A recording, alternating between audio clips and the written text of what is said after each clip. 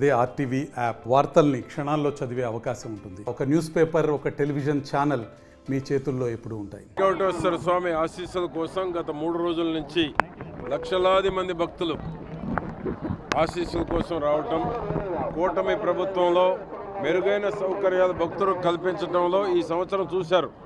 గత సంవత్సరానికి ఈ సంవత్సరానికి ఏ విధంగా ఉంది, సమర్థుడైన ముఖ్యమంత్రి ఉంటే, పరిపాలనా దక్షుడి రాష్ట్రానికి ఉంటే ఏ విధంగా భక్తులు అసౌకర్యం కలగకుండా స్వామివారి దర్శనాన్ని చేసుకొని స్వామివారి ఆశీస్సులు పొంది ఏ విధంగా వెళ్తారు అనటానికి ఈ యొక్క చంద్రబాబు గారి నాయకత్వంలో ఉన్నటువంటి పాలనను చూశారు. అదేవిధంగా త్రికోటేశ్వర స్వామిని కూడా మేము వేడుకుంది.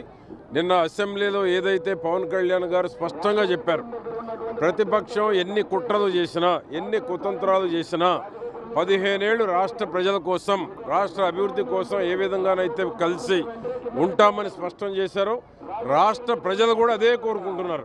సుస్థిర పాలన ఉండాలి, సుస్థిర ప్రభుత్వం ఉంటే అభివృద్ధి చెందుతుంది, పరిశ్రమలు వస్తాయి, అభివృద్ధి సంక్షేమం 3 పువ్వులు 6 కాయలుగా రాష్ట్రంలో ఉన్న పేదలకు అందేటువంటి అవకాశం ఉండాలని త్రికోటేశ్వర స్వామిని కూడా మేము వేడుకోవటం జరిగింది. కూటమి ప్రభుత్వం 15 ఏళ్ళు ఉండాలి.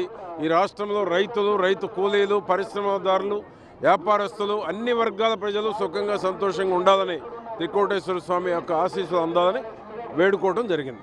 మరిన్ని వీడియోస్ కోసం ఛానల్ ని సబ్స్క్రైబ్ చేయండి. లేటెస్ట్ అప్డేట్స్ కోసం వాట్సాప్ ఛానల్ ని ఫాలో అవ్వండి. ఆ లింక్ డిస్క్రిప్షన్ లో ఉంది.